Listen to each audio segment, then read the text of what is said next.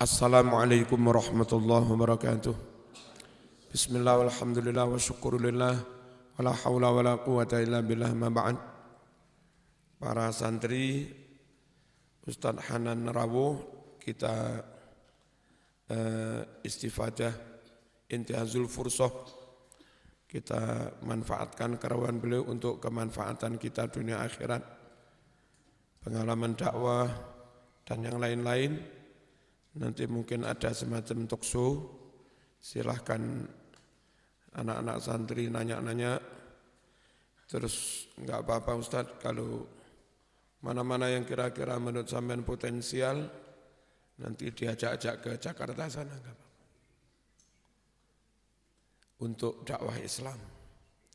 Sebelumnya perlu kami sampaikan juga ifadah, ziyadah fil ilm, dikit-dikit bahwa kira-kira 4 hari yang lalu saya buka WA akhuna fillah Ustaz Abdul Somad.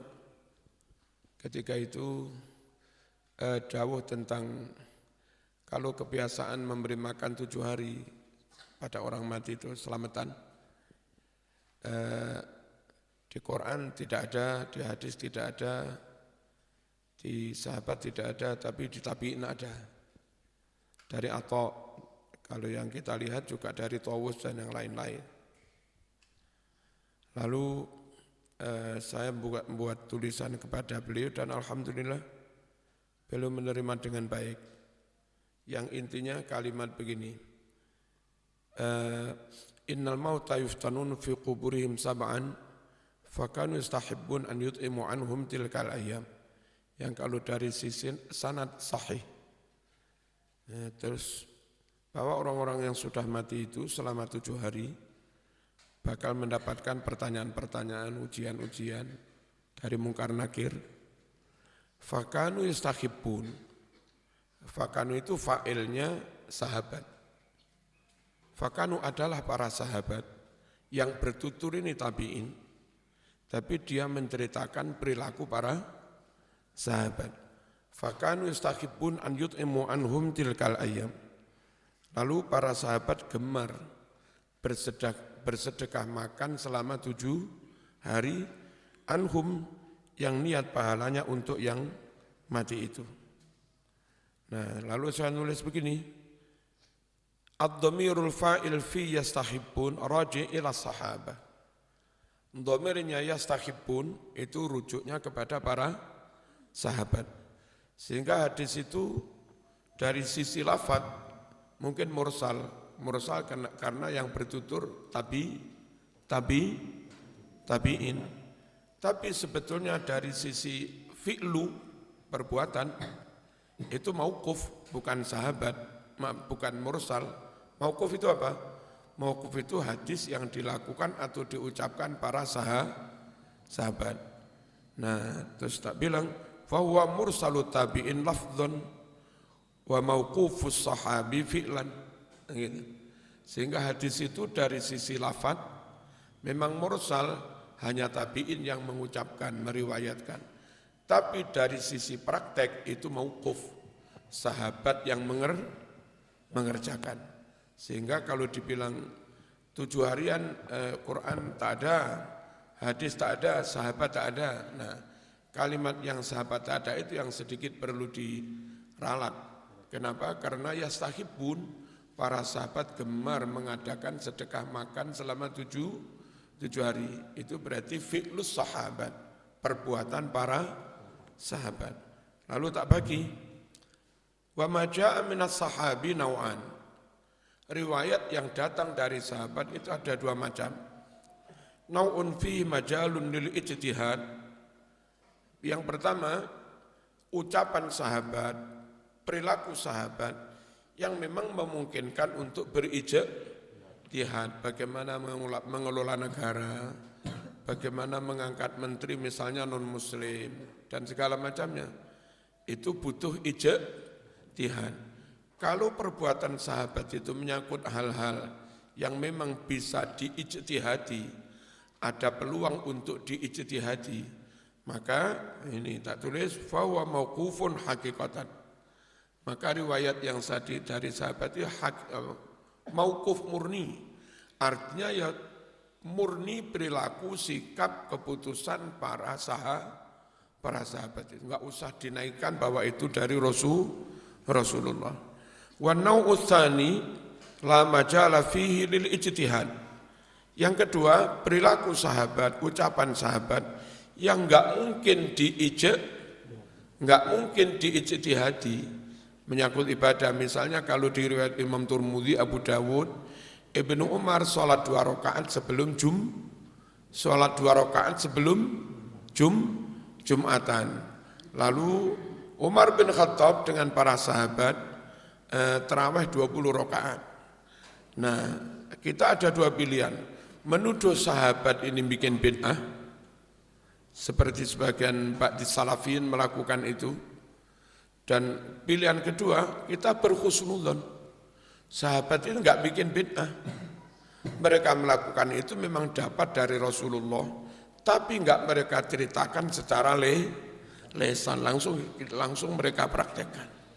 Nah, ulama-ulama Ahlussunnah wal Jamaah lebih memilih berhusnudzon bahwa apa yang dilakukan sahabat itu sejatinya dari Rasulullah. Cuma cara mereka mewarisi ajaran Nabi, ada yang mereka ucapkan secara lisan, ada yang langsung dipraktekkan saja tanpa mereka ucapkan secara lisan. Nyun sewu, Abu Bakar itu sahabat yang paling dekat dengan Nabi. Tapi periwayatan dari Abu Bakar secara lisan mungkin paling sedikit. Nah, apa kamu menuduh hari-hari yang dilakukan Abu Bakar, tapi tidak dia riwayatkan secara lisan, lalu kau tuduh itu bid'ah, bikinan Abu Bakar bikin-bikin, ya enggak lah. Nah, gitu. Jadi apa yang dilakukan sahabat itu ada 2.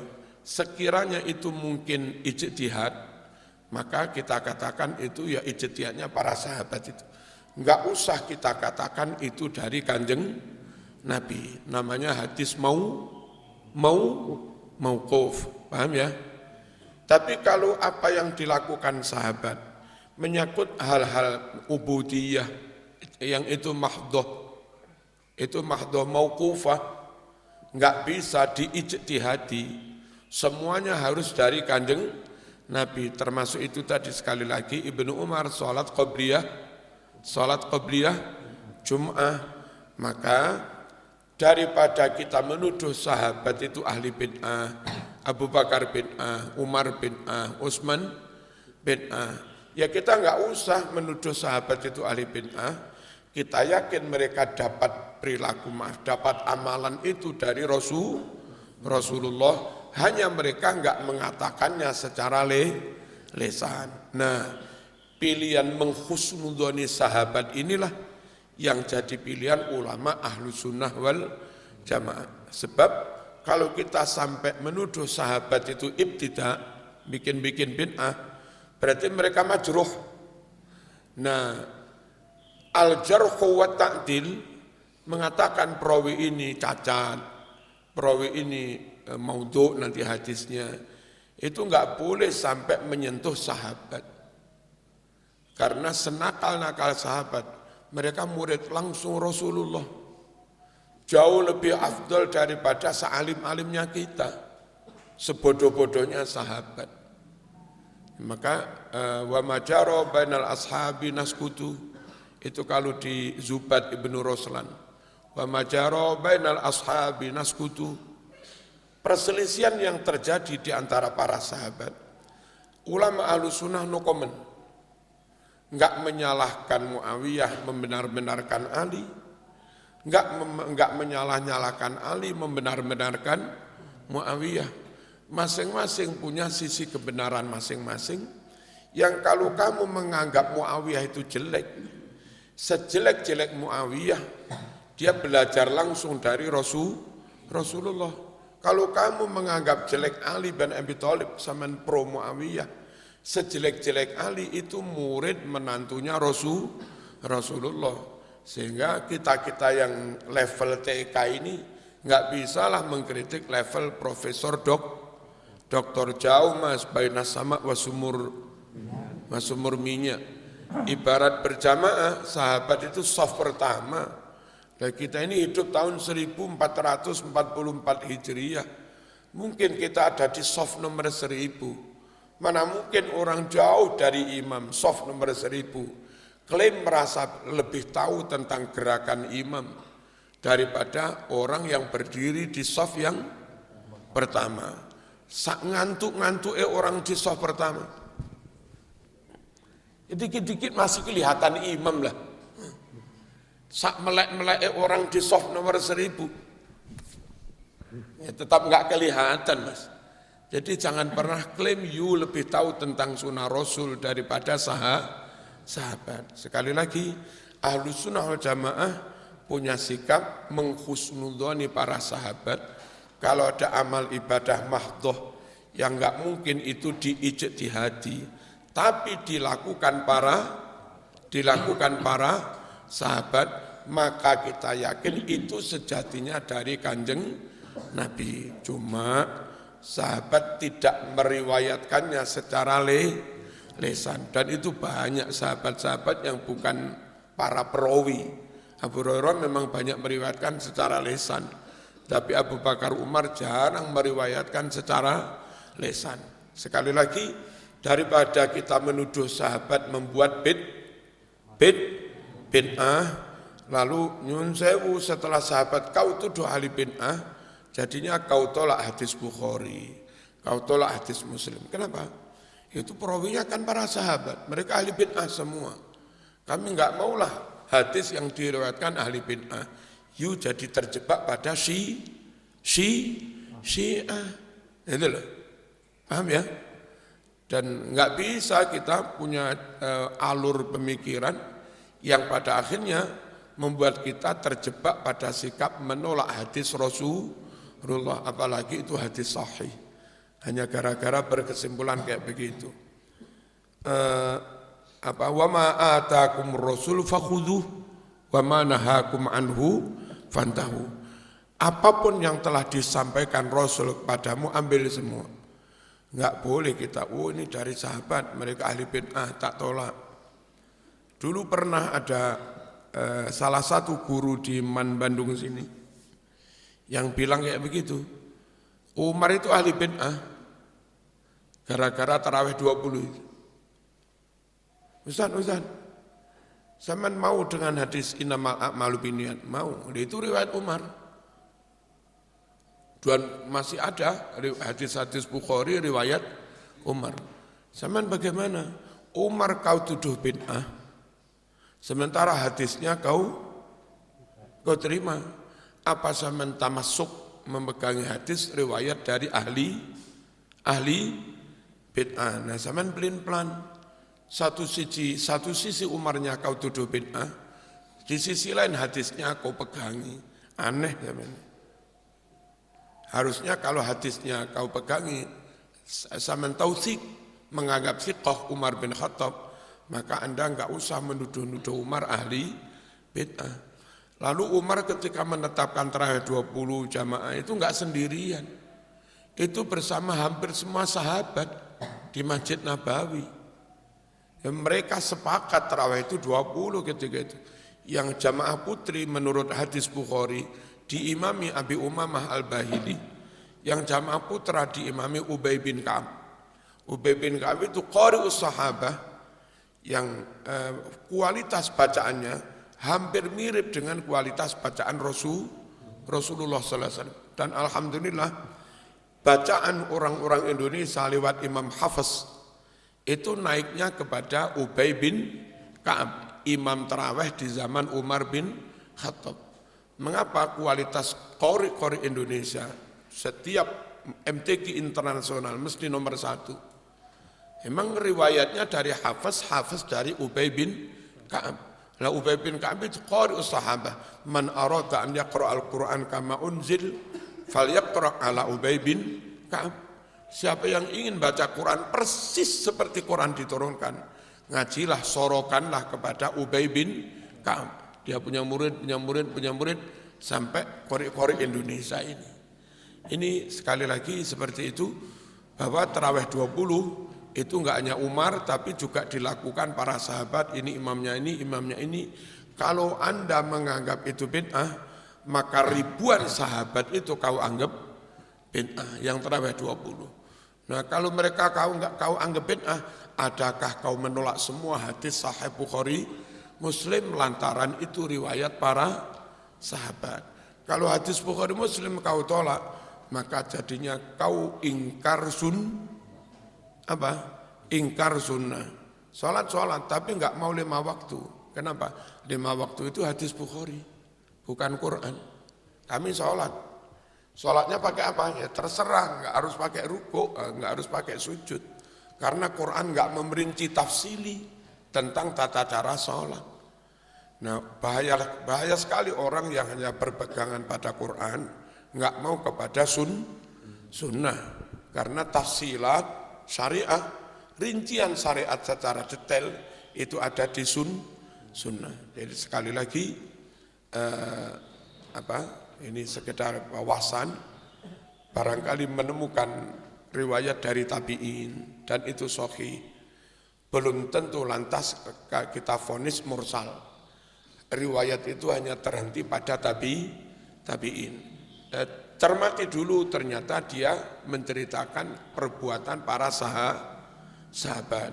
Berarti itu aslinya bukan mursalut tabi'in, tapi itu mauquf. Apa mauquf itu?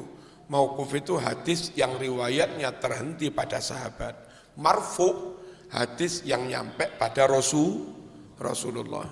Nah, yang tak ceritakan tadi, atau terus Tawus menceritakan sahabat gemar bersedekah makan selama 7 hari di rumah duka, pahalanya untuk mayit.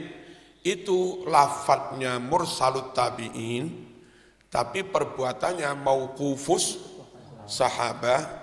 Nah, perbuatan yang dari sahabat itu murni dari sahabat dok, atau kira-kira dari Nabi.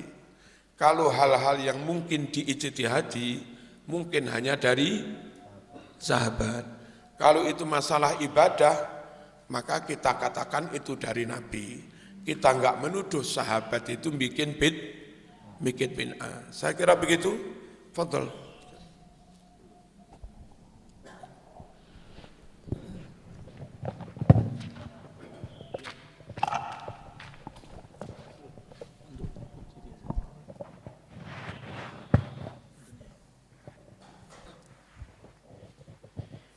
Bismillahirrahmanirrahim.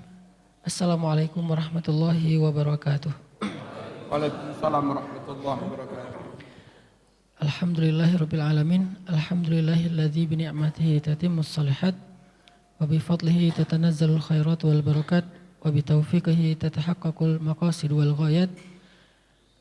Asyhadu an la ilaha illallah wa asyhadu anna Muhammadan abduhu wa rasuluh. Allahumma shalli ala sayyidina Muhammad wa ala alihi wa sahbihi wa sallim.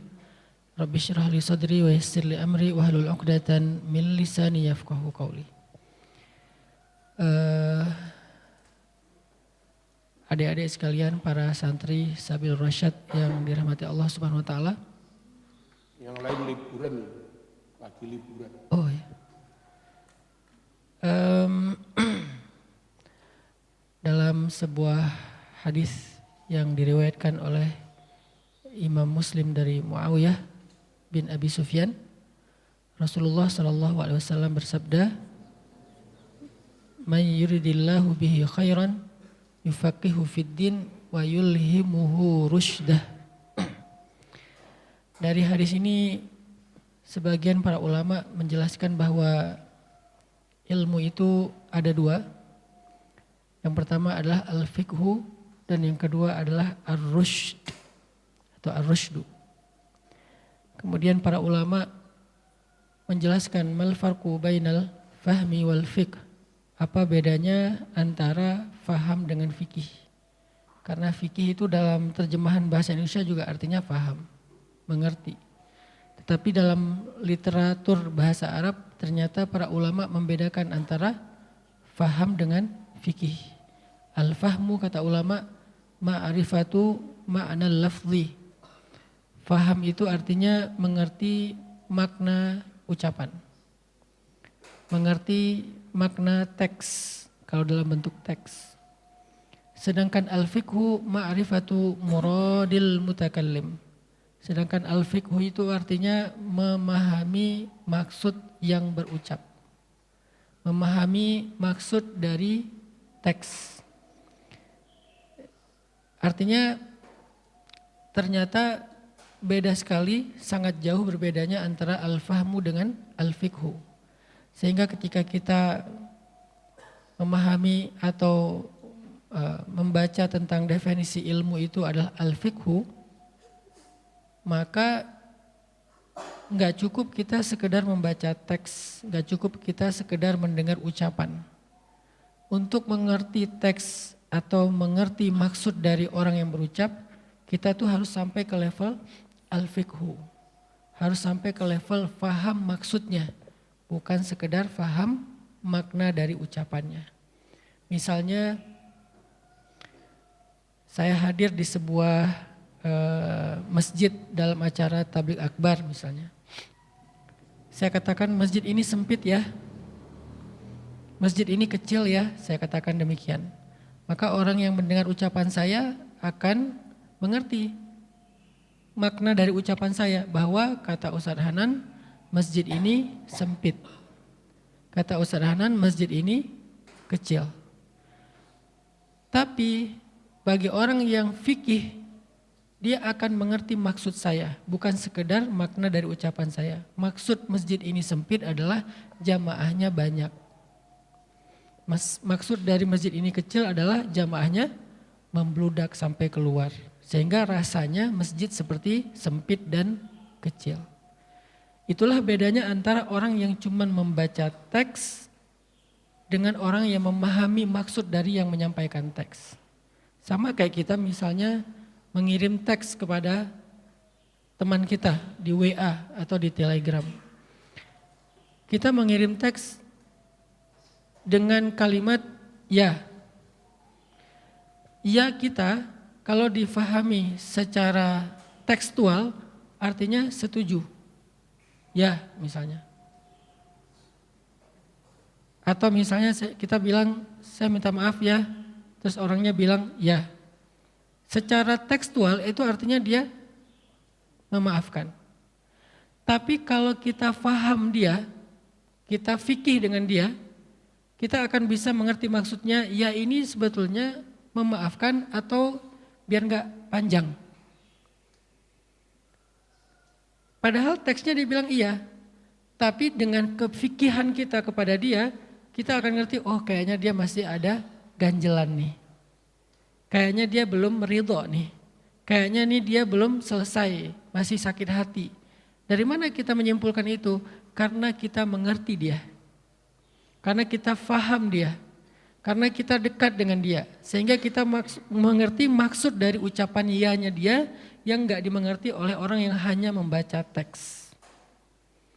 Nyambung dengan apa yang tadi disampaikan oleh Syekhuna Murabbina, bahwa bagaimana kita bisa sampai kepada fikih? Kalau kita hanya untuk sampai kepada faham mudah, maka kita cukup dengan membaca ayat, membaca hadis. Maka kita akan faham. Apalagi teman-teman yang udah baik dalam berbahasa Arab. Enggak usah dalam berbahasa Arab, baca terjemah pun kita faham. Tetapi untuk mengerti maksud dari ayat, maksud dari hadis ternyata enggak cukup dengan membaca teksnya. Kalau kita ingin mengerti tentang ayat, kita harus sampai ke level tafakuh. Apa itu tafakuh? Memahami asbabun nuzulnya, memahami kaidah-kaidah nahwu sharafnya, memahami ini ayat ini berkaitan dengan ayat yang lain seperti apa, tafsirnya, memahami kaidah-kaidah ulumil Quran. Di atasnya lagi tafakuhnya ma'rifatullah, mengenal Allah dengan taqarrub ilallah. Semakin kita dekat dengan Allah, semakin kita ngerti maksud Allah. Ada orang yang gak dekat dengan Allah tapi baca Quran, dia ngerti makna teks tapi gak ngerti maksud Allah. Sama dengan Rasulullah, Semakin seseorang dekat kepada Rasul, semakin mengerti maksud dari ucapan dan perbuatan Rasul. Kalau berkaitan dengan apa yang disampaikan murabbi kita tadi, dekat secara zaman, dekat secara belajar, talaki langsung kepada Rasul. Maka orang yang paling afqah bi Rasulillah, orang yang paling ngerti tentang maksud-maksud Nabi itu adalah orang yang hidup di zaman beliau, bertemu dengan beliau, belajar langsung dengan beliau. Kita hanya membaca teks hadis. Kalau kita tidak mau belajar kepada mereka yang lebih mengerti, mulai dari para sahabat, kemudian tabi'in, tabi'ut tabi'in, dan ulama-ulama setelahnya, langsung kita bypass, shortcut langsung kepada teks hadis, kita hanya merasa faham tetapi sebetulnya tidak mengerti. Hanya merasa ini loh ayatnya, ini loh hadisnya secara tekstual, tapi belum mengerti maksud dari ayat dan hadis tersebut. Makanya dalam pemahaman ahlu sunnah wal jamaah itu, dalam fikih itu ada namanya maqasidus syariah. Ada maksud dari penerapan syariat atau hukum syariat. Enggak cukup sekedar pokoknya harus gitu, apapun alasannya harus gitu. Enggak difahami maksudnya apa. Nah, dalam belajar ilmu, konteksnya kita sebagai tulabul ilmi atau talibul ilmi, cobalah belajar fikih. Tapi ini fikih dalam pemaknaan yang umum, bukan fikih dalam pemaknaan ilmu fikih. Cobalah mencari ilmu fikih, bukan sekedar mencari faham. Bagaimana maksudnya? Cobalah memahami ilmu sampai kepada maksud terdalam dari ilmu itu. Bahkan para ulama mengatakan Al-Quran itu ada zahirnya, ada batinnya. Batinnya Al-Quran itu adalah maksudnya. Apa yang dimaksud dengan kalimat Bismillahirrahmanirrahim? Apa yang dimaksud dengan kalimat Alhamdulillahirabbil alamin?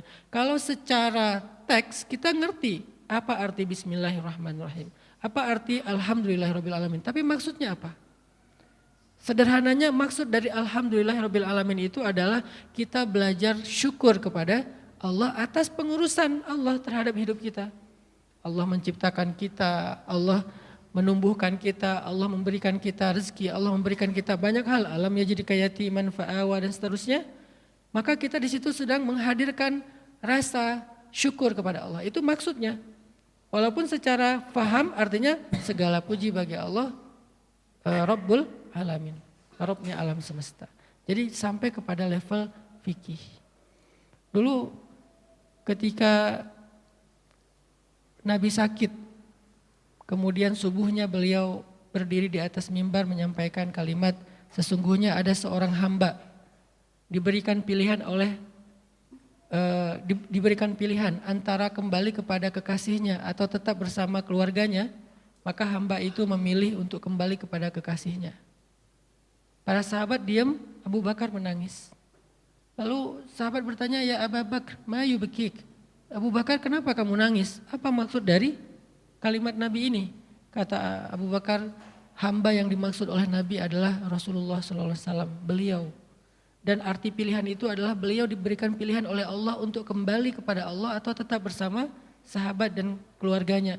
Ternyata beliau memilih kembali kepada Allah. Itu tanda-tanda beliau sebentar lagi akan kembali kepada Allah, wafat. Baru para sahabat menangis. Kenapa Abu Bakar duluan menangis? Karena beliau lebih faqih tentang maksud Nabi. Kenapa beliau lebih faqih tentang maksud Nabi dibandingkan yang lain? Karena beliau yang paling mulazamah kepada Nabi. Yang menemani Nabi sejak awal dakwah, yang menemani Nabi ketika berhijrah, dan seterusnya. Bahkan Nabi sering datang ke rumah Abu Bakar untuk diskusi tentang dakwah. Yang dalam sebuah riwayat, Nabi datang kepada rumah Abu Bakar diskusi tentang dakwah ditemani oleh Umar. Lalu ketika pulang dari rumahnya Abu Bakar, mereka melintasi masjid dan mendengar Abdullah ibnu Mas'ud sedang sholat dan membaca Al-Quran dengan rotban kama unzil. Dengan bacaan yang sangat indah. Seperti juga Ubay bin Ka'ab membaca dengan bacaan yang seperti diturunkan. Nah, artinya Abu Bakar itu orang yang paling dekat dengan Nabi. Sehingga yang paling mengerti maksud Nabi. Maka kalau kita ingin dapat fikih dari guru kita, gak cukup sekedar kita membaca kitab ataupun ilmu teori yang disampaikan guru kita. Kedekatan, mulazamah, khidmat itu bagian dari cara kita tafaqquh fiddin. Termasuk Abdullah bin Mas'ud. Kenapa Abdullah bin Mas'ud termasuk satu dari 7 kibaril ulama inda sahabah. Satu dari 7 ulama besarnya para sahabat. Bahkan dari 7 itu ketika diambil lagi 2 yang paling utama, ada Ali bin Abi Thalib, ada Abdullah bin Mas'ud. Kenapa Abdullah bin Mas'ud ini menjadi orang yang paling akra, paling ngerti Al-Quran di antara para sahabat? Karena Abdullah bin Mas'ud itu selalu bermulazamah kepada Nabi. Di dalam sejarah Abdullah bin Mas'ud itu disebutkan beliau mulazamah kepada Nabi itu mulazamatul dhilli li sahibih. Seperti bayang kepada orang. Di mana ada Nabi ada Abdullah, di mana ada Nabi ada Abdullah. Terus mulazamah sampai mengerti tentang maksud-maksud dari Al-Quran dan hadis. Jadi yuk kita belajar ilmu, bukan sekedar membaca teks, bukan sekedar teori, bukan sekedar faham, tapi tafakuh, mengerti maksudnya. Sehingga ketika guru kita menyampaikan ilmu, kita sampai ke level mengerti apa maksud dari guru. Bukan sekedar, oh saya dengar, saya tahu, saya faham, tapi saya mengerti. Dan yang terakhir, makna dari ilmu itu tadi ar-rusydu. Ma huwa ar-rusydu, kata para ulama. Rusydu itu adalah husnut tasarruf fi syai', baik dalam mengamalkan sesuatu. Wa minhu al-hikmah. Al-hikmah itu kata ulama al-isabah fil qawli wal amal, tepat dalam ucapan, tepat dalam perbuatan. Hikmah salah satu di antara bentuk rusydun. Makanya di dalam surat Al-Kahfi kita membaca doanya Ashabul Kahfi, wa hayyi lana min amrina rasyada. Ketika Nabi Musa bertemu dengan Nabi Khadar, atau kita kenalnya Nabi Khidir, apa yang diminta oleh Nabi Musa? Agar engkau mengajarkan kepadaku apa yang ulimta rusyda, tentang rusydun, tentang bagaimana menyikapi sesuatu, bagaimana cara mengamalkan sesuatu. Berarti rusydun adalah salah satu di antara makna al-ilm. Jadi al-fiqhu, paham dengan dalam, ar-rusydu, mengamalkan dengan baik. Di mana letaknya? Aina mahallul fiqh, di mana letaknya fikih? Kata para ulama, al-fiqhu fil qalb. Al-fiqhu fiqhul qulub. Tempatnya mengerti itu ada di hati, bukan di pikiran. Sehingga ayat-ayatnya adalah waj'alna ala qulubihim akinnah ay yafqahu.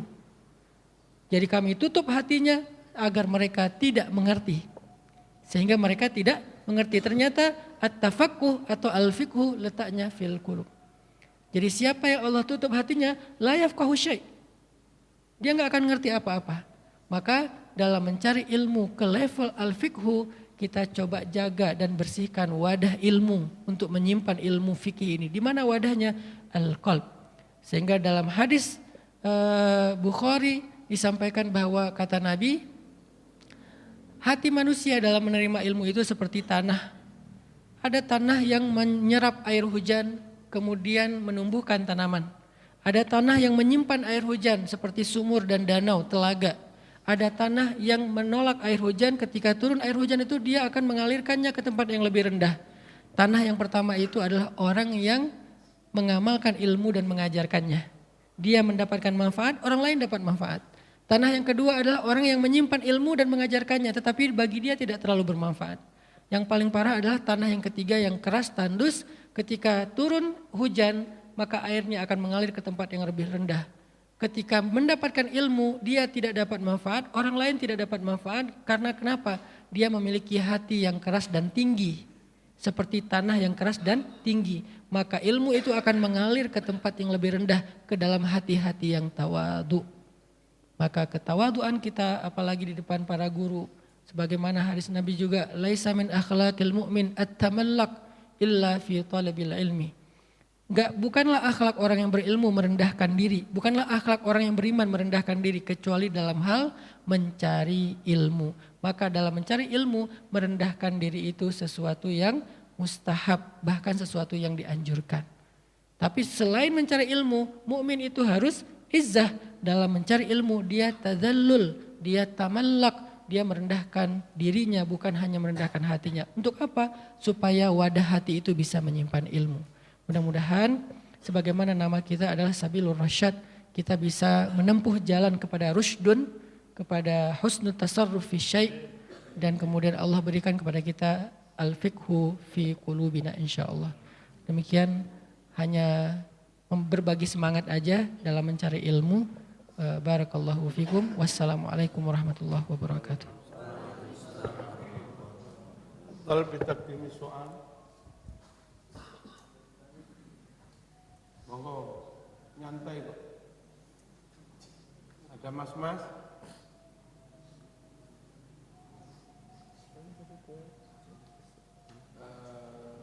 Agak diundur jam 10. Jadi kita biasanya kalau saya ngotot 2 jam setengah.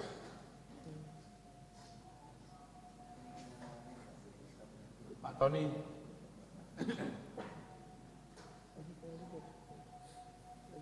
Ya, libur ini belum tergambar. Monggo, Mbak, kalau nanya. Kok pada todus ini gimana? Saya cerita sedikit ya. Ketika Khadijah wafat lalu Rasul menduda itu apa namanya? Kalau perempuan menjanda, kalau laki-laki menduda ya. Itu Nabi itu memberi isyarat dikit aja, bahwa Nabi suka kepada Aisyah. Luar biasa Sidina Utsman paham. Terus Umar bin Khattab juga paham. Nah, Abu Bakar ini menawarkan Aisyah kepada Umar. Umar menolak. Abu Bakar agak kecewa. Saya ini teman, ternyata berani menolak tawaran teman juga. Terus Utsman ditawari juga menolak. Abu Bakar tersinggung. Lalu akhirnya dinikah Rasulullah. Barulah Umar sama Utsman itu buka mulut ya kan, kasih tahu. Itulah Mas, saya menolak itu bukan karena menghina sampean, menolak sampean enggak. Saya tahu kemarin lusa itu Rasulullah memberi syarat dik. Rasul mau dengan Aisyah, makanya kami menolak. Kayak begitu, orang fakih mengerti. Boro-boro sampai diomongi panjang, dik, gitu aja sudah ngerti maksudnya. Itu namanya yang dibilang Ustadz Hanan fakih tadi. Nah, kalau enggak mengerti, ya namanya juga enggak mengerti. Ulama-ulama kita rata-rata sangat mengerti dengan apa yang dimaksud Rasulullah SAW dari menyabdakan teks hadis itu. La tusaddur rihal illa ila salasati masajid. Tidak boleh berkemas pergi jauh-jauh kecuali menuju 3 masjid. Masjid Nabawi, Masjidil Haram, Masjidil Aqsa. Beberapa teman salafi yang enggak mengerti, enggak fikih, meskipun paham teks, mereka bilang ini ziarah Wali Songo haram. Kenapa? Dilarang pergi jauh, kecuali menuju 3 masjid. You pergi jauh untuk ke Wali Songo berarti melanggar larangan ini. Nah, kalau ulama-ulama kita enggak begitu. Itu konteksnya tentang masjid, Mas. Kalian dilarang pergi jauh ke masjid manapun kecuali menuju 3 masjid. Kenapa konteksnya masjid? Karena semua masjid ini pahalanya sama. You jamaah di Yaman ya dapat 27, jamaah di New York 27, jamaah di Mesir Kairo ya 27, jamaah di Baghdad 27, jamaah di Jeddah ya 27, jamaah di Ngase ini juga 27. Kalau you mau ke Yaman tujuannya untuk jamaah, enggak usah lah, enggak usah pergi jauh-jauh. Kenapa? Wong jauh-jauh sekalipun nanti pulang juga dapat pahala 27. Ngapain untuk mendapatkan 27 jauh-jauh? Oh masjid sebelah juga dapat 27. Lah konteksnya seperti itu. Sehingga ulama sahabat memahami betul bahwa hadis ini konteksnya nggak perlu dibawa kemana-mana jadi dalil mengharamkan ziarah. Jadi lucu. Nanti kalau semua haram kecuali menuju 3 masjid ini, Ustadz Hanan lagi melakukan barang haram ini.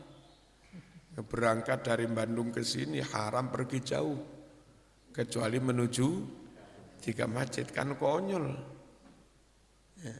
Jadi ulama sangat mengerti mengapa pergi jauh-jauh hanya boleh ke 3 masjid. Karena ketika masjid itu jauh sekalipun nggak apa-apa. Kemana mas? Ke Masjidil Haram jamaah subuh. Itu boleh. Meskipun habis 20 juta PP, you nggak rugi mas. Habis 20 juta, pulang pahala yang kau bawa 100.000 kali lipat berjamaah di masjid sini. Kemana mas? Masjid Nabawi. Boleh jamaah di sana langsung pulang. Enggak rugi. Habis biaya 20 juta, pahala yang kau bawa pulang 1.000 kali lipat dibanding jamaah di sini. Nah kalau kemana mas? Saya ke Jeddah jamaah zuhur. Langsung pulang enggak boleh. Kau habis 20 juta, toh pahala yang kau dapat ya hanya 27. Lah kalau 27 mas ngapain ke Jeddah? Wong di sini juga dapat 27. Nah itu namanya paham. Kayak begitu. Ya pokok paham, fikih. Yang kayak begini fikih. Yang kayak Ustadz maaf teman Salafi tadi, itu hanya paham teks. Tapi enggak mengerti maksud apa, kenapa Nabi menyabdakan kayak begitu. Allahumma shalli ala sayyidina Muhammad. Lalu orang memahami apa yang dilakukan Allah pada dirinya. Kita yang nggak paham tentang Allah, dapat musibah mesti menggerutu. Tapi Nabi juga menganjurkan, mengajarkan, sesekali dapat musibah itu enggak hanya innalillah, juga alhamdulillah. Siapa itu? Hanya mereka yang faqih, paham tentang maksud Allah kenapa memberi musibah itu. Alhamdulillah, saya merasa sekian hari banyak melakukan kemaksiatan. Sekarang saya dapat musibah. Itu loh cara Allah menghapus dosa saya. Dia alhamdulillah. Alhamdulillah saya hari-hari ini bertubi-tubi dapat musibah. Semoga ini menjadi riyadhah, tirakat bagi saya. Siapa tahu gara-gara musibah berkali-kali saya terima dengan baik, dengan ridho. Akhirnya Allah mengangkat derajat saya atau anak-anak saya.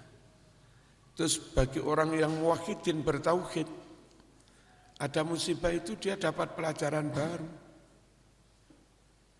Andai orang itu hari-hari hanya dapat nikmat saja, dia kenalnya Allah itu punya asma Rahman Rahim, Ghafurur Rahim.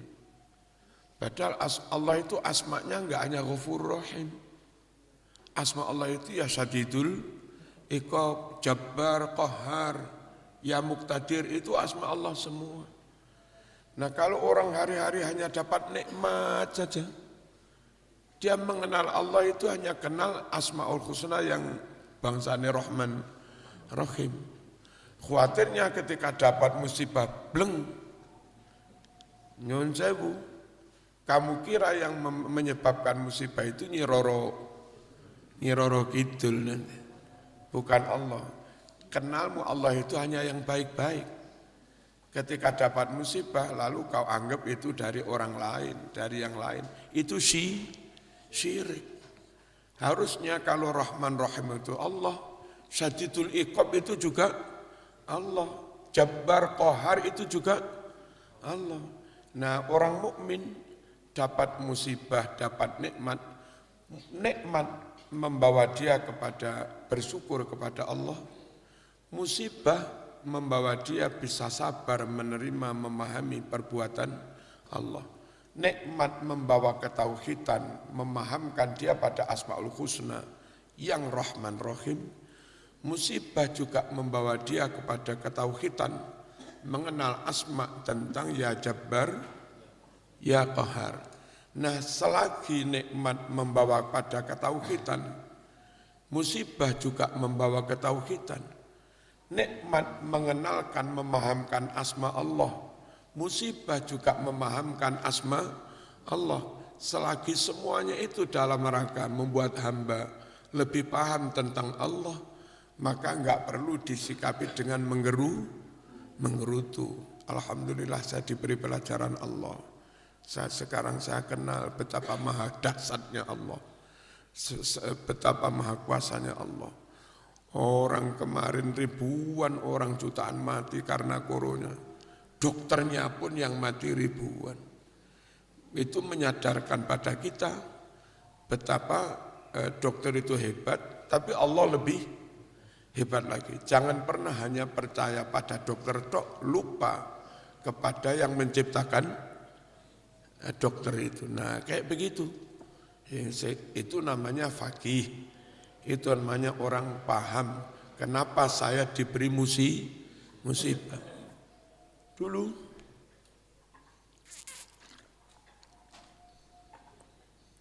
saya bilang begini,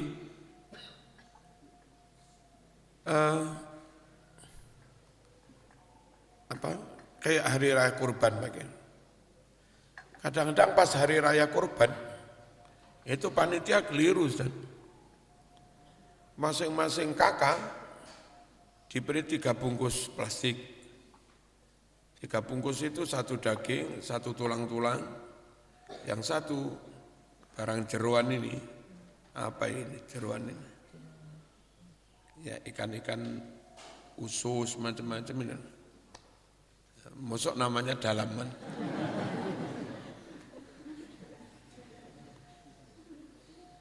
Nah, panitia itu agak bingung. 3 kresek yang diberikan tetangga itu kebetulan daging semua. Giliran terakhir 3 kresek yang diberikan sampean itu tulang semua. Itu orang yang faqih, mengerti hikmah dari Allah. Allah dia tetap alhamdulillah. Alhamdulillah. Mas dapat 3 kresek tulang semua mas. Ya dia alhamdulillah.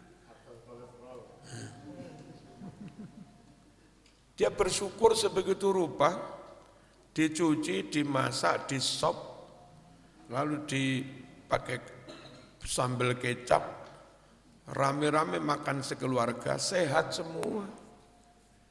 Dan enggak kambuh kolesterolnya, enggak kambuh darah tingginya. Wong hanya daging dikit-dikit aja, tapi gurih banget. Alhamdulillah. Lebih syukur lagi saat jam 9 malam ada ambulan menjemput tetangganya.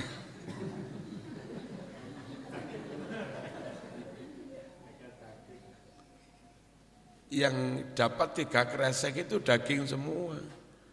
Disate, dimakan sebanyak-banyaknya. Lupa kalau dia punya potensi darah tinggi, kolesterol dan dari alhamdulillah mas. Kita kok enggak dapat daging, andai kita dapat daging mungkin ya kayak begitu. Itu orang yang mengerti hikmah. Sehingga orang mengerti hikmah, dia diberi musibah ya baik-baik saja, diberi nikmat ya baik-baik saja. Ajaban li amril mu'min, inna amrahu kullahu khair, wa laysa dzalika li ahadin illa lil mu'min.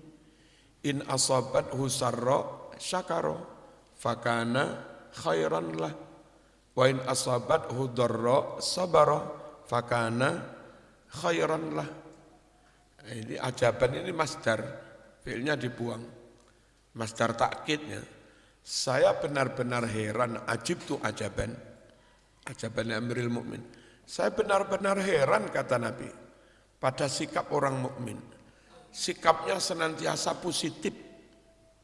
Walaisa dzalika li ahadin illa lil mu'min. Dan segala sesuatu disikapi positif. Sikap kayak begitu hanya dimiliki oleh orang mukmin. Orang mukmin seharusnya senantiasa positif. Di mana positifnya? In asabathu sarra, kalau dapat nikmat yang menggembirakan, membahagiakan dia, syakar, maka dia bersyukur. Kayak pesepak bola kita, bangsa Maulana Fikri, Sadil Romdoni, siapa lagi? Itu andai Ronaldo bikin gol itu begini. Tapi Maulana Fikri, Arhan Pratama, itu setelah bikin gol bukan begini-begini, malah sujud syukur. Itulah orang mukmin. Begitu dapat nikmat dia tahu sukses itu karena Allah. Yang membuat saya pinter Allah, yang membuat saya ranking 1 Allah, yang menentukan padi saya panen sangat baik itu juga Allah. Ketika sukses bukan menunjukkan kehebatannya, tapi dia langsung sujud syukur kepada Allah yang memberi semuanya itu. Wa in asabathu dharra, jika orang mukmin dapat musibah yang menyakitkan dia enggak sakit hati, sabar, dia pun sabar. Sehingga nikmat membawa kebaikan, musibah membawa kebaikan. Fakana khairan. Nah itu namanya faqih. Orang mengerti maksud dan hikmah dari Allah. Mengapa Allah memberi nikmat, mengapa Allah memberi memberi musibah. Mbak, suatu saat mungkin dapat musibah. Tapi moga-moga enggak lah, khawatir enggak kuat ya. Tapi Siti Rabi'atul Adawiyah itu paham dan kuat. Suaminya nikah lagi. Suaminya Siti Rabi'atul Adawiyah. Itu Rabi'atul Adawiyah enggak marah, enggak apa. Alhamdulillah. Kenapa? Dia itu punya kekasih sejati Allah Subhanahu wa taala. Kalau suaminya hanya punya istri satu-satunya dia, setiap malam bersama suaminya, itu Rabi'ah itu agak terganggu dalam upaya berasik masuk bermunajat dengan Allah. Maka ketika suaminya nikah lagi sampai 4, dia bersyukur, alhamdulillah.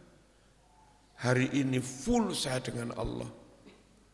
Besok saya full dengan Allah. Besok lusa full saya dengan Allah. Baru hari keempat lah enggak apa-apa sesekali diganggu oleh suami. Orang lain pada umumnya marah ketika suaminya mendua. Tapi Rabi'atul Adawiyah bersyukur. Dari sisi mana dia bersyukurnya? Dia paham ketika suaminya nikah lagi, maka lebih banyak waktu bagi dia untuk bermunajat dengan Allah tanpa ada suami yang mengganggu dia. Nah, kayak begitu. Tapi sama macam-macam. Itu namanya faqih, mengerti. Ya. Tapi mbak-mbak, ibu-ibu termasuk punyai umi, itu benar-benar enggak mau kalau saya nikah lagi, itu juga faqih sama. Mas, kita harus mendidik anak sebanyak ini, mendidik santri sebanyak ini. Anak juga 7, menantu cucu. Nah kalau sama nikah lagi ke sana kemari, enggak mampulah kami seorang diri harus menghadapi problematika beban seberat ini. Jadi kalau kami dicegah oleh bunyai untuk nikah lagi, itu juga dalam rangka sesuatu yang lebih maslahat. Nah, suksesnya dakwah, suksesnya membimbing santri, itu juga syai'un yardha bihi rabbuna. Itu sesuatu yang diridhoi Gusti Allah juga. Jadi bunyai yang enggak mau diwayuh itu juga faqih. Faqihah, punya yang mau diwayuh itu juga Ya ini lihat konteksnya saja. Ini nggak punya tanggungan ngopeni santri. Kebetulan nggak punya anak juga. Daripada nganggur di rumah ngapain? Iya kan? Nah mending kayak begitu. Sementara ada punya lain, ya, mungkin ibadahnya nggak berupa munajat full tadi kayak Siti Robiatul, ada ya ibadahnya dalam bentuk membimbing para santri. Dan tugas itu tentu agak terganggu kalau suaminya kesini hanya 4 hari sekali dan semua harus dihandle oleh punyai, nggak maslahan kan. Nah ini dua-duanya sama-sama apa tadi? Sama-sama faqih. Allahumma shalli ala sayyidina Muhammad. Nah sekira gitu, monggo santri kalau nanya. Ini belum hangat juga. Kalau sudah mulai hangat mesinnya monggo nanya. Panas. Ya teman-teman, ngelanjutin bab fikih dalam agama ini. Coba teman-teman perhatikan kisah ketika Nabi Musa alaihissalam di dalam surat Al-Qasas itu bertemu dengan 2 perempuan. Setelah adegan itu, kan singkat cerita, ayah dari 2 perempuan ini mengundang Nabi Musa untuk ke rumahnya ya, makan di rumahnya. Sampai di rumahnya perempuan ini, salah satu dari perempuan ini ngomong ke ayahnya, "Ya abatis ta'jir, inna khaira man ista'jarta al-qawiyul amin." Wahai ayahku, pekerjakanlah orang itu, karena sebaik-baik yang engkau pekerjakan adalah yang kuat dan amanah. Bapaknya cerdas ya. Bapaknya faqih. Padahal kalimat teksnya adalah pekerjakan ya. Angkat dia jadi pekerja gembala kambing. Ya, tapi yang difahami atau difakihkan yang dimengerti oleh ayahnya, kok putri saya tumben-tumben mengomentari tentang seorang laki-laki. Gak pernah dia menilai laki-laki itu, gak pernah. Makanya kalau ayah kita gak ngerti maksud kita, mungkin karena kita udah biasa menilai dan komen di akun orang. Kita bilang, Abi ini orangnya baik, ini akun ini banyak manfaat. Ayah kita biasa aja, oh ya nak, lanjutin aja, dengerin lagi ini dan segala macam. Kenapa kok nggak ngerti maksud kita? Karena kita juga nggak elegan dalam berkomunikasi. Nah, calon istrinya Nabi Musa ini elegan dalam komunikasi, jadi high class banget lah. Dia nggak bilang nikahkan saya dong dengan laki-laki itu, tuh cowok keren deh, mirip Jungkook misalnya. Nggak ngomong gitu, ngomongnya ya abatis ta'jir. Wahai ayahku, pekerjakanlah dia. Inna khaira man ista'jarta al-qawiyul amin. Kok dia menilai laki-laki ini dengan qawiyun amin? Berarti anak saya ini tertarik. Akhirnya ayahnya bukan bilang kerjalah bersama saya nanti saya gaji, bukan. Mau nggak menikah dengan salah satu dari putri saya. Itu namanya fikih. Bapak cerdas ya. Bapak yang cerdas. Saya pernah dapat ini di grup WA dulu tuh, sekitar 8 tahun yang lalu lah dapat grup WA, konten di grup WA tuh gini. Judulnya aja udah dibikin sama jadi dia membuat sebuah bab yang membroadcast kalimat ini, membuat bab gitu, bab dalam fikih dia yang bikin nama bab ya. Judul babnya larangan memakai sendal ke masjid. Itu bukan dari Imam Bukhari, dari siapa-siapa, bukan, dari dia babnya. Larangan memakai sendal ke masjid, itu di bold, tebal. Di bawahnya pakai hadis, ada seorang laki-laki yang datang ke kubur memakai sendal, kemudian Nabi melarangnya untuk memakai sendal. Akhirnya dia menyimpulkan dengan syarah versi dia, ini adalah dalil larangan memakai sendal ke masjid. Kemudian kita coba pelajari, oh sendal yang dipakai dalam hadis atau konteks hadis itu apa? Nama sendalnya itu kalau nggak salah sibetiyah. Nanti di hadis yang lain ada hadis tentang orang yang di dalam kubur itu didatangi malaikat setelah 7 langkah sendal. Itu kalimat teksnya bukan 7 langkah kaki, tapi 7 langkah sendal. Loh kok ini ada yang ke kuburan pakai sendal? Dan Nabi nggak melarangnya, bahkan Nabi mengatakan nanti didatangi malaikat mungkar nakir setelah 7 langkah sendal. Kok nggak 7 langkah kaki, berarti dia pakai sendal. Loh kok ini boleh pakai sendal, yang itu nggak boleh? Ternyata yang tadi nggak boleh nama sendalnya sibetiyah. Yang tadi boleh nama sendalnya na'al. Apa bedanya na'al dengan sibetiyah? Na'al itu sendal jepit. Sibetiyah itu sendal mewah dari bludru yang nggak dijual di Mekah, adanya di Damaskus. Berarti maksud Nabi dari yang melarang tadi adalah dilarang bermewah-mewahan ke kuburan. Alhaakumut takasur hatta zurtumul maqabir. Oh itu maksudnya. Nah ini namanya fikih. Sama kayak orang salah memahami tentang masalah isbal.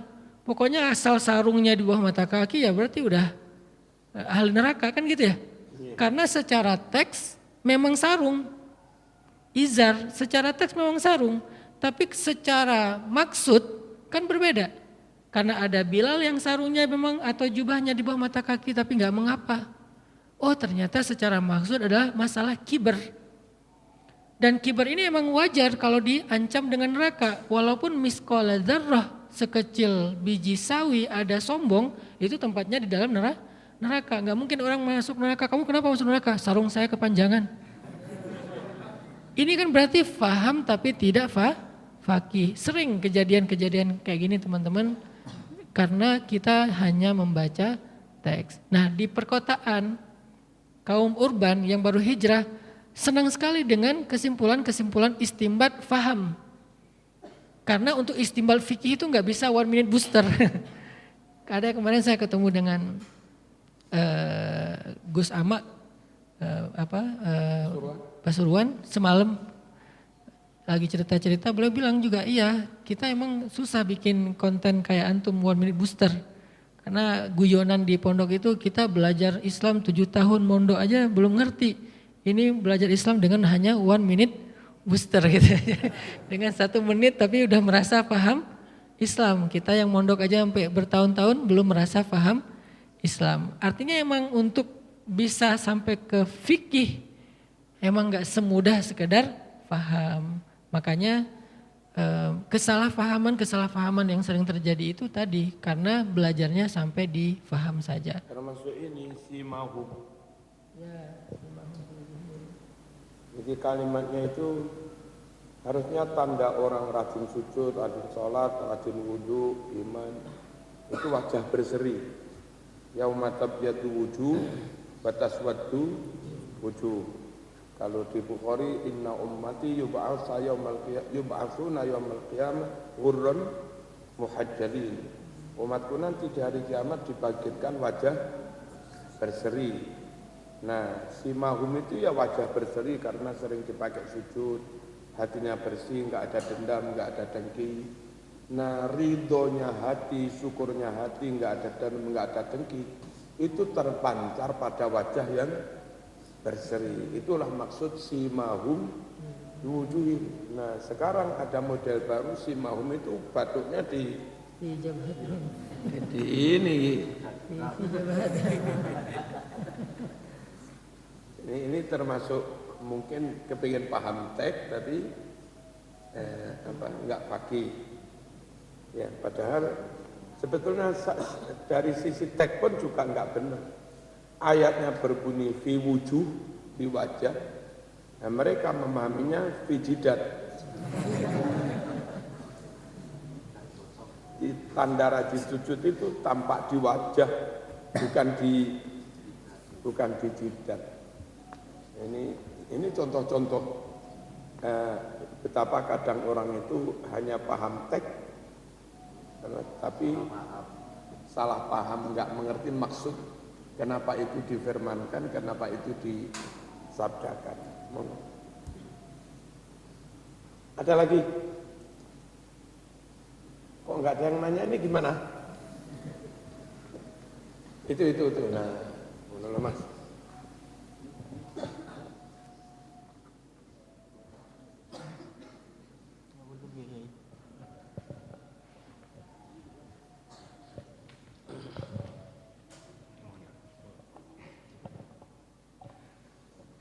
Assalamualaikum warahmatullahi wabarakatuh. Waalaikumsalam warahmatullahi wabarakatuh. Ngapunten Abah, ngapunten Ustadz Hanan.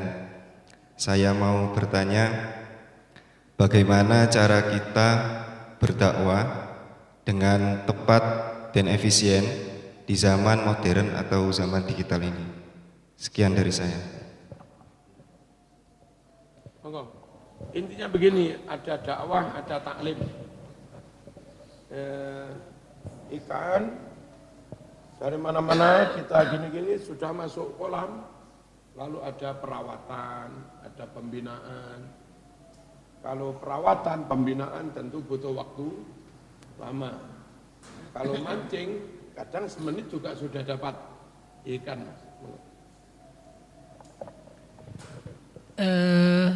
Kalau kita coba menjelaskan pertanyaan ini atau jawaban ini dari konteks tadi pembahasan tentang fikih dan faham, salah satu hal yang perlu kita sebagai dai dan calon dai ya, bekali diri kita itu adalah fiqhul waqi'. Ada yang namanya fiqhul waqi'. Bukan fahmul waqi', tapi fiqhul waqi'. Waqi' ini adalah realitas, termasuk market atau segmentasi dakwah itu waqi'. Orang yang tahu anak muda tapi nggak ngerti maunya anak muda itu apa, taste-nya anak muda itu apa, selera anak muda itu apa, kamus anak muda itu apa, lisan anak muda itu apa, berarti dia faham anak muda tapi nggak fikih. Dia faham anak muda itu usia dari sekian sampai sekian, kemudian jumlah populasi pemuda Indonesia itu milenial sekian misalnya, secara teoritis dia faham. Tapi dia nggak kenal anak muda. Sama kayak orang tua yang nggak kenal anaknya yang ABG. Bahkan udah nggak kenal sejak dia ABG, ayahnya udah nggak kenal dia. Jadi tahu tapi nggak kenal. Dulu ketika dia masih bayi, masih anak-anak, ayahnya, ibunya sangat kenal dia. Tapi begitu beranjak usia remaja, ayah ibunya bahkan udah nggak kenal dia. Kenapa nggak kenal dia? Karena interaksinya udah jarang, nggak kayak waktu kecil. Waktu kecil di rumah terus. Ketika udah remaja mulai sibuk, pulang sekolah les, kemudian weekend sama teman-temannya ada kegiatan. Sehingga karena jarang berinteraksi dengan anaknya yang ABG, sampai ayah ibunya pun nggak fikih lagi tentang anaknya. Sudah paham aja tentang anaknya, tapi nggak fikih. Sehingga akhirnya sering nggak nyambung nih, orang tua sama anak. Nah artinya dalam dakwah juga demikian. Ada namanya fiqhul waqi', memahami banget sampai mengerti realitas yang mau didakwahi itu apa. Apalagi dalam konteks seperti disampaikan Murabbi tadi, di laut. Jadi di Pemuda Hijrah itu kita membedakan antara nyari ikan ke laut sama ngurus ikan di kolam. Memang di kita dibedakan. Fungsi Pemuda Hijrah itu adalah nyari ikan ke laut. Tidak fungsi mengolah ikan di kolam. Kekeliruan saya sampai saya ketemu dengan Abah di sini adalah saya membebaskan ikan yang saya udah mancing di laut, terserah mau masuk kolam mana, itu kekeliruan saya. Akhirnya masuk ke kolam sebelah. Setelah masuk ke kolam sebelah, saya yang mancing ke laut disalah-salahin juga gitu, ngapain sih ke laut, bid'ah banget. Ya, karena tadinya saya tidak membatasi, bebas saja mau belajar kemana. Nah akhirnya jadilah agak ekstrim nih ikannya, tiba-tiba ikannya suka berantem, tiba-tiba ikannya mancing-mancing ikan sebelah sini, ngapain di kolam situ, sini aja. Di sini lebih benar nih, airnya lebih jernih nih, langsung bersumber kepada laut misalnya. Karena kolamnya dekat dengan muara misalnya. Dulu ada begini, Ya. kalau dulu suka maksiat, sekarang setelah hijrah sudah pandai memaksiat-maksiatkan orang lain. Kalau dulu sering melakukan bid'ah, sekarang sudah pintar membid'ahkan orang. Gara-gara salah milih kolam. Makanya kekhawatiran saya terhadap ikan-ikan yang sudah saya pancing masuk ke daratan, tapi saya bebaskan memilih kolam yang mana, menjadi semacam kegundahan saya, yang kemudian puncaknya 3 kali berturut-turut saya umroh itu, yang Desember 2022, Februari 2023 dan umroh Ramadan kemarin. ya Rabbi habli hukman al-isabah fil qawli wal amal. Ya Allah beri saya hikmah biar tepat nih dalam ucapan dan tepat dalam tindakan. Tindakan ini langkah-langkah dakwah saya. Wa alhiqni bis solihin, dan pertemukan saya dengan orang-orang soleh ya Allah. Cuman itu doa yang terus saya ilhah itu berdoa dengan merengek selama 3 kali umroh, dan akhirnya Allah perjalankan ketemu dengan Abah Yai, dari Abah Yai ketemu dengan banyak ya kiai sampai semalam ke makamnya Yai Abdul Hamid. Artinya itu al-hiqni bis solihin. Tapi balik lagi ke pertanyaan tadi, bagaimana cara kita berdakwah sekarang? Kita harus tahu dulu posisi kita di kolam apa di laut.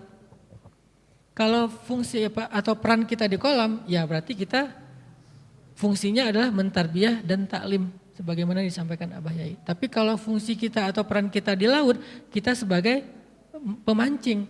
Pemancing itu beda metodenya dengan mengurus ikan yang sudah ada di kolam. Sangat berbeda, jauh berbeda. Maka dalam bahasa yang sederhana adalah ilmu komunikasinya tuh, metode komunikasinya berbeda. Dalam ilmu komunikasi itu ada yang namanya accessibility, ada namanya acceptability. Ada accessibility, ada acceptability. Accessibility itu adalah ketika informasi sampai. Ini yang sering banget dipakai sama dai-dai yang nanggung, yang gak ngerti tentang dakwah. Balighu anni walau ayah. Sampaikan dariku walaupun 1 ayat, terserah diterima, terserah dia marah, terserah dia rame, terserah ukhuwahnya retak, terserah terjadi perdebatan, pokoknya sampaikan aja. Berarti dia hanya memahami ilmu tabligh hanya sekedar akses. Padahal tabligh itu bukan sekedar akses. Tabligh itu adalah sampai acceptability, diterima enggak? Bukan cuma sampai, tapi diterima enggak? Makanya Nabi memastikan, ala hal ballaghtu? Bala ya Rasulullah, ala hal ballaghtu? Bala ya Rasulullah, ala hal ballaghtu? Kalian udah bisa memahami enggak? Kalian ngerti enggak apa yang aku sampaikan? Jadi bukan hanya kalian dengar enggak, tetapi kalian menerima, mukni' dan ngerti enggak dengan apa yang aku sampaikan. Kalau enggak, yuk kita belajar lagi deh. Nah berarti dalam ilmu komunikasinya Nabi dalam berdakwah, Nabi itu bukan hanya accessibility, bukan cuma sampai informasinya, yaitu risalah, tetapi juga acceptability, diterima risalah itu dengan faham dan ridho. Nah dalam konteks dakwah terutama di segmen anak muda, saya sangat memperhatikan 2 sisi itu, accessibility dan acceptability. Dalam sosial media, acceptability itu adalah like, acceptability itu adalah komen yang positif, acceptability itu adalah di repost. Kalau accessibility, views, cuman sampai dilihat tapi belum tentu di like, belum tentu di repost, belum tentu viral. Maka yang penting adalah gimana cara mereka berkenan, mukni dengan apa yang kita sampaikan. Nah disitulah fungsi tafakuh tentang waki, memahami anak muda itu apa, kamus anak muda apa. Saya berijtihad semampu saya dengan melakukan tajdidul mustalahat fid dakwah, pembaharuan istilah dalam dakwah. Ada yang tepat, ada yang keliru diperbaiki. Kayak yang dulu saya salah ngomong misalnya, karena di kampung saya di Aceh, istilah reman itu artinya tuh jawara. Karena saya keliru memilihnya, meletakkannya kepada Nabi Musa, akhirnya saya perbaiki, itu saya akui, itu saya keliru. Maksud saya Nabi Musa itu orangnya qawiyun, orang yang sangat kuat. Tapi menggunakan diksi orang Aceh, preman difahami di sini adalah seolah-olah kriminal ya. Padahal dalam konteks orang Aceh, preman itu jawara tuh. Itu seperti kasusnya Gus Wafik. Ya. Jadi hadisnya itu asobah Ramadan saja. Nabi itu juga pernah sakit mata, terus orang Jawa menyebut belen, sampai kadang ini air matanya keluar banyak. Ya Ramadan saja. Nah bahasa Jawa Tengah sampai ke Jogja itu menyebutnya rembes. Penyakit begitu namanya rembes. Tapi di Blitar rembes itu sudah dalam batas agak menghina. Jadi kalau kita sebut sakit belen itu wajar. Kami menyebut Nabi belen itu orang enggak tersentak hati. Tapi kalau saya sebut Nabi rembes itu jadi rendah. Sementara di Jogja itu enggak apa-apa. Yang orang Blitar menyebut belek, Itu di Jogja disebutnya rembes. Nah, Gus Wafik menyebut dengan istilah rembes Jogja. Bagi dia sama sekali nggak merasa menghina Rasul. Seperti orang Blitar juga menyebut belek itu juga nggak ada maksud menghina Rasul. Seperti orang Arab menyebut romat itu juga nggak ada maksud menghina Rasul. Nah, dipahami oleh mereka yang bukan Jogja. Lalu memusuhi sebegitu rupa kepada Gus Wafik, menuduh Gus Wafik penistaan. Nah, kayak itu tadi, sama menyebut kata-kata itu. Kalau di sini nggak masalah, kami juga nggak tahu apa artinya itu. Tapi ketika itu disebut di Aceh ternyata bermasalah. Itu jagoan dalam konteks kayak preman. Padahal maksudnya Ustaz Hanan itu kawiyun amin. Nah, itu makanya sekali lagi kadang milih kayak begini. Ada orang Sunda antri ke toilet. Atos mas.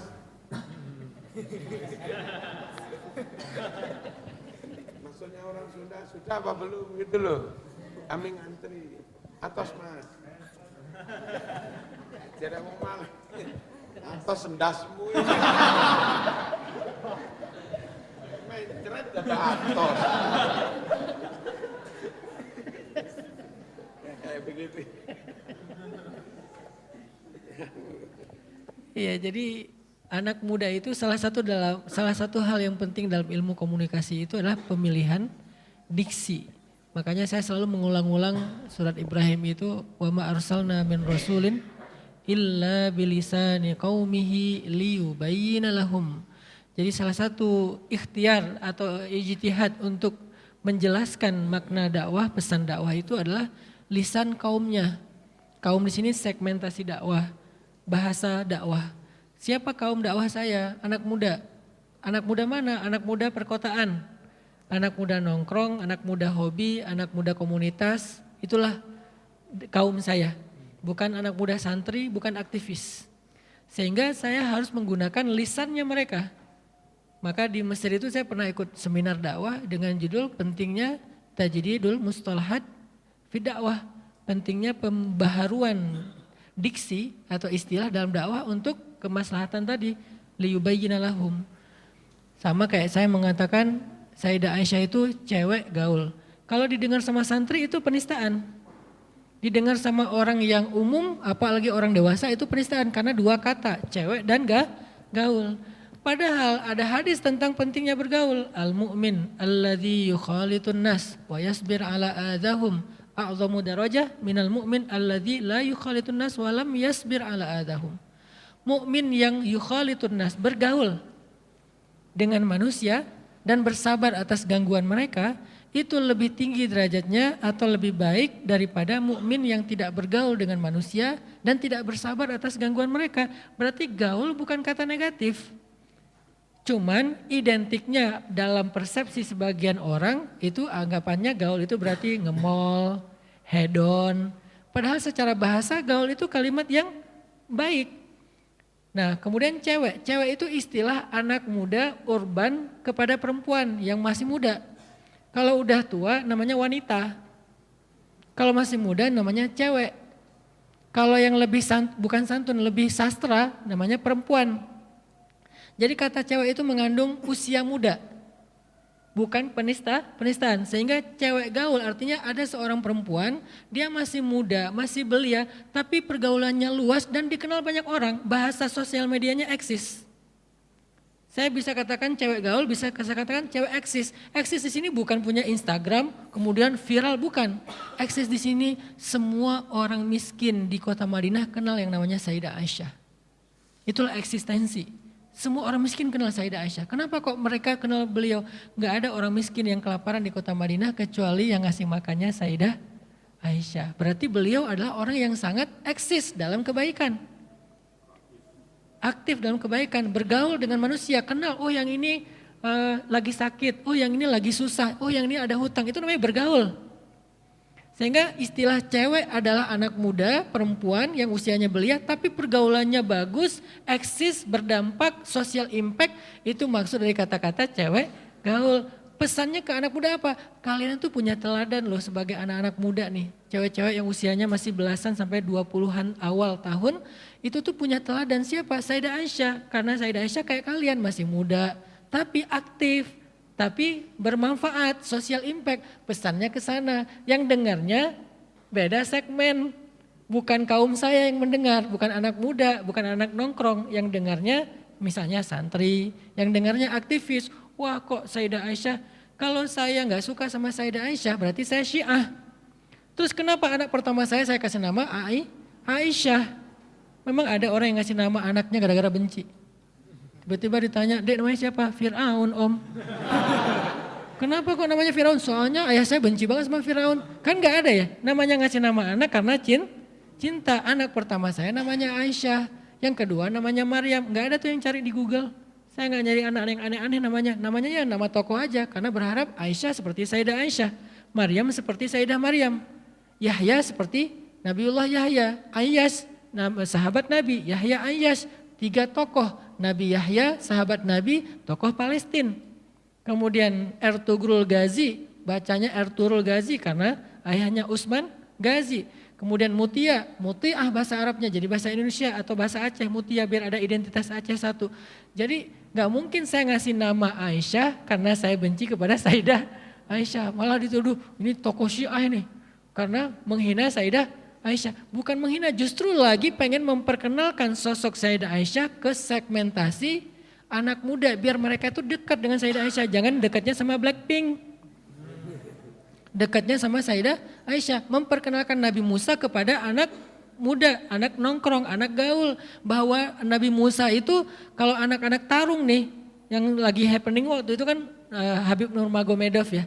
Saya pengen mereka juga mengenal sosok Nabi itu juga hebat. Nabi itu kan pernah bergulat dengan Rukanah. Berarti Nabi itu juga jago gulat walaupun bukan UFC.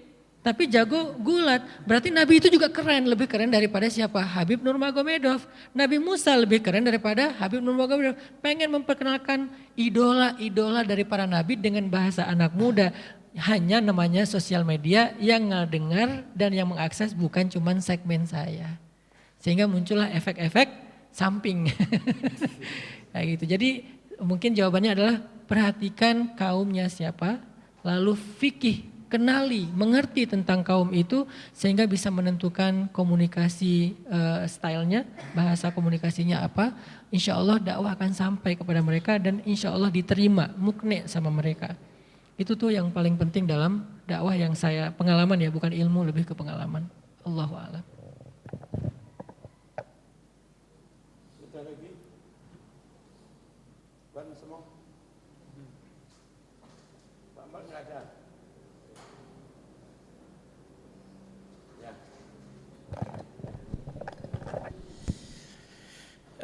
Terima kasih Ustaz Hanan, semoga ini menjadi pertemuan yang barokah. Dan anak-anak santri silahkan memilih sesuai dengan bakat masing-masing. Nanti bikin pesantren, apa buka TPQ, apa dakwah di kalangan muda atau yang lain-lain. Tokoh perempuan muda, cewek muda namanya Siti Aisyah. Kalau pengen dakwah di muslimat nanti yang ditokohkan Ummu Salamah. Ya, agak sepuh lagi nanti yang ditokohkan Sauda. Kalau perempuan pengusaha yang ditokohkan Khadijah. Nah, kayak begitu. Kalau perempuan zuhud luar biasa, masih muda zuhud, yang ditokohkan Siti Fatimah. Nah, saya kira gitu. Terima kasih Ustaz. Kita tutup dengan doa. Dan mungkin ada salaman-salaman, ada pakai foto-foto apa enggak ini? Foto langsung GH.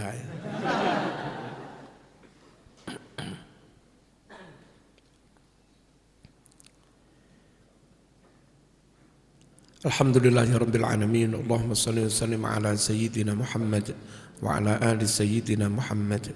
Allahumma bika asbahna wa bika amsayna wa bika nahya wa bika namut wa ilaika nusyur.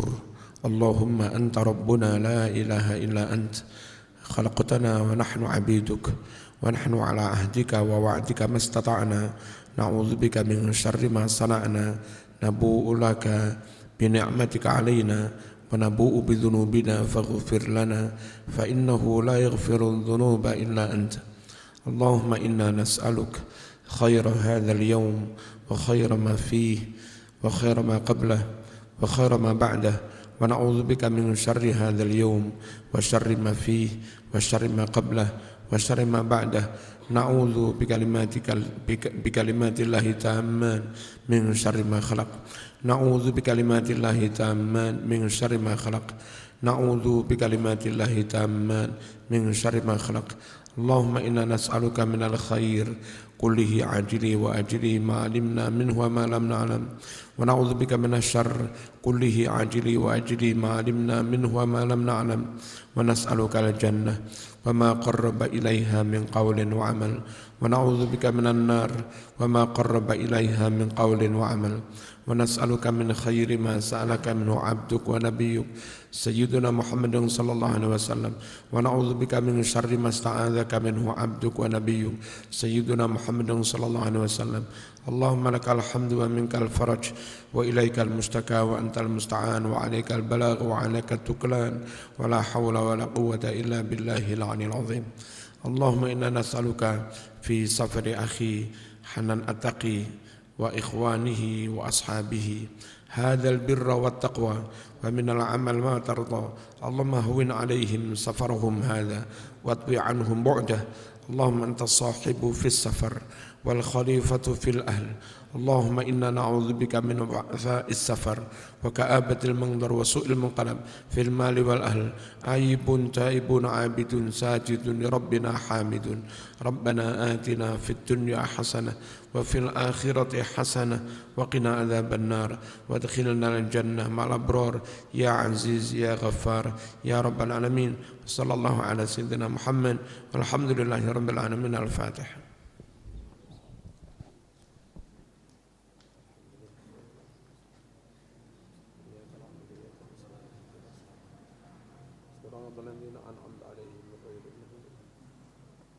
Assalamualaikum warahmatullahi wabarakatuh.